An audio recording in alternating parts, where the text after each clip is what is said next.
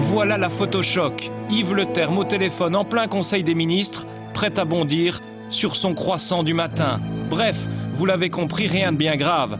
Le plus cocasse, c'est le photographe, son collègue, son ministre, fan de Twitter.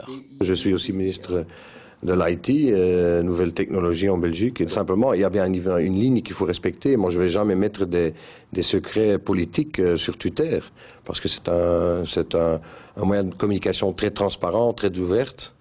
Mais donc, il faut respecter ce qu'on fait. Mais moi, je connais cette ligne et je la respecte.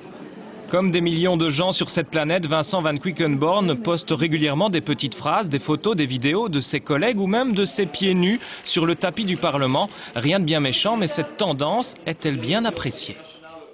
Vincent Van Quickenborne nous habitue parfois à des drôles de choses, des drôles d'histoires, mais disons qu'il est responsable pour les moyens de communication et de technologie, l'évolution dans ce domaine, et je constate simplement qu'il expérimente avec son domaine de compétences.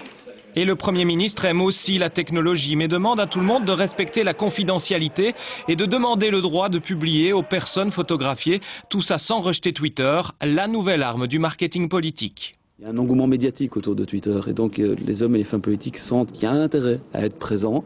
C'est vrai que c'est une petite niche d'utilisateurs qui sont présents sur Twitter et sur Internet en général, mais c'est des utilisateurs qui ont une capacité de faire circuler l'information à une vitesse assez impressionnante et donc de pouvoir toucher forcément beaucoup plus de gens.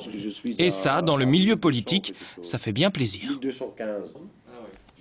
En cas de